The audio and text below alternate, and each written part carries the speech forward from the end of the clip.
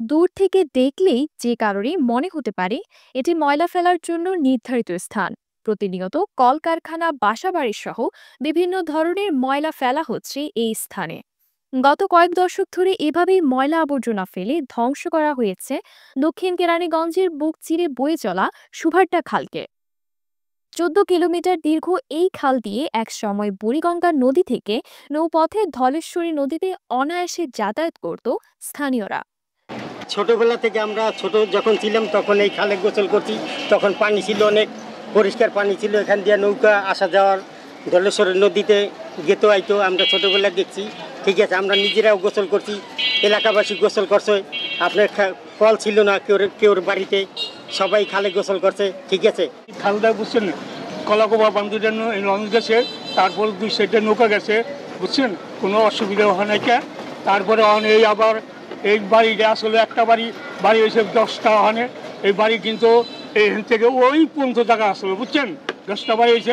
খালি এদিকে ছাত্র সব খালের মধ্যে পড়ছে। অনেক দূর পাশে আসলে ওই রাস্তা দেওয়া যায়, অথানি পাশে আসলো, আর এইদিকেও আরও পাশে আসলো, বুঝছেন।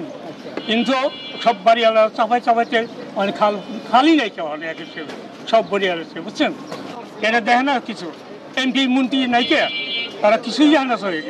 হ্যাঁ, এর আগে বাজেট এসেছিল, এনে 5 কোটি টাকা বাজেট এসেছিল, সাইনবোর্ড টানিয়েছে, বুঝছেন। ওই যে সরকারের এখানে টুকটাক পানি চলতো, তো এখন ইদানিং 10-12 বছরে পানি দেখা যায় না। আর এই পর্যন্ত অনেক রিপোর্ট দেখছি, অনেক সাংবাদিক আসছে গেছে, অনেকেরই দেখছি, কিন্তু কোনো পরিবর্তন নেই। এখন যদি নতুন সরকার আসছে, তারা যদি কোনো পরিবর্তনের উদ্যোগ নেয় তাহলে যদি হয়, আর না হলে এখানে পানি দেখে আমরা সৌভাগ্য আমাদের আর হবে না। দক্ষিণ কেরানীগঞ্জের চর কালীগঞ্জ, কালীগঞ্জ বাজার, জোড়া ব্রিজ, খালপাড়, নয়া সুভারটা, কদমতলী, চরকুতু, ঝাউবাড়ি, বেগুনবাড়ি, গোলাম বাজার, রাজেন্দ্রপুর সহ আরও কয়েকটি এলাকা জুড়ে বিস্তৃত ছিল সুভারটা খাল। বিগত বছরগুলোতে সুভারটা খাল নিয়ে নানা পরিকল্পনা ও প্রকল্প গ্রহণ করা হলেও কাজের কাজ কিছুই হয়নি, বরং প্রকল্পের অর্থে লুটপাট হয়েছে বলে ক্ষোভ প্রকাশ করেন স্থানীয় বাসিন্দারা। 2বার বাজেট হয়েছে, বাজেট তো আমরা চোখে দেখছি, ময়লা নিতে আইছে, কাটছে, কিন্তু কিছুই না, সব খেয়ে ফেলাইছে, কোনো কিছুই নাই। জনগণের দুর্ভোগ হয় যে পানি জায়গায় থাকে, অনেক সময় পানি নৌকো দিয়ে যাইতে হয় জিয়ানো করতে। যত ড্রেনের ময়লা আছে সব তো এর ভিতর পড়বে নাকি, কিন্তু কিছুই পড়ে না। কই যাইব পানি, সব ঘুরে গেছে, সব খেয়ে ফেলাইছে। আমরাও তো আসলে শুনছিলাম এরকম যে অনেক টাকার বাজেট হয়েছিল, কিন্তু এই কাজটা তো আর হইল না এ পর্যন্ত। অনেকে অনেক রকম বলা বলি করছে যে না, এই কাজ আর হইব না এইভাবে। আবার শুনলাম যে এর মধ্যে নাকি কাজ ধরছিল কিছুটা, ওই যে ইয়ের দিকে, আপনার চিতাখোলার দিকে কাজ ধরছে। তারপর আবার গত পরশু দিন নাকি ওই যে নামটা পরিবেশ মন্ত্রী উনি আসছিল সকাল করে, অবশ্য দেখা হয়নি আমার সাথে, আমি শুনছি আর কি। এখন আমরাও চাইতেছি যে খালটা আসলে পরিষ্কার হওয়া জরুরি। এই মেশিন লাগাইছে, পরীক্ষা নিরীক্ষা অনেক ধরনের অনেক কিছুই করছে, কিন্তু এগুলো আমরা ওই পরীক্ষা নিরীক্ষায় দেখে গেছি, কিন্তু সুফল আমরা কিছুই পাই না, কোনো ধরনের কার্যক্রমই আর কিছু আর হয় নাই। এখন এই অবস্থায় আছে খালটা। বিগত সরকার যখন ছিল তখন থেকেই মনে করেন এই কয়েকবারই এইটার ব্যাপারে ইয়ে হয়েছে, কিন্তু এখনো পর্যন্ত কোনো কিছু আর হয়নি। বিগত সরকারের আমলের থেকেই মনে করেন এই ধরনের কার্যকলাপ আমরা চোখে দেখছি, কিন্তু কাজের বেলায় কিছুই হয় না।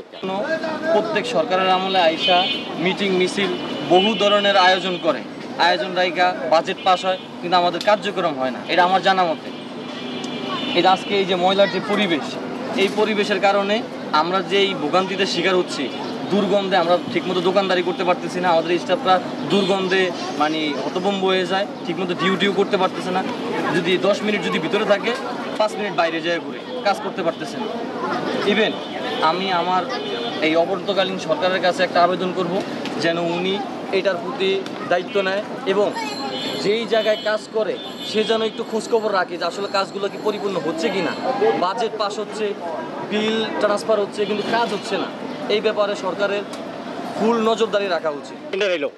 একটাও কাজ হয়নি, একটা এগুলি গেল কই, এখন তো মনে যাই কিছু কাজ করে আইতাছে, শুনতেছি, দেখি নাই। হ্যাঁ, কিন্তু আজকে অনেকদিন যাবৎ মানে খালের টেন্ডার কোনো কাজ হইতেছে না, তো এইবার দেশের কি অবস্থা ছিল এক সময়, কারা রাজত্ব করছে, একতন্ত্র কায়েম করছে, এটা আপনারা আমার চেয়ে ভালো জানেন, আপনারা শিক্ষিত লোক, আর মুখে বলতে চাই না, এটা বুঝেনি।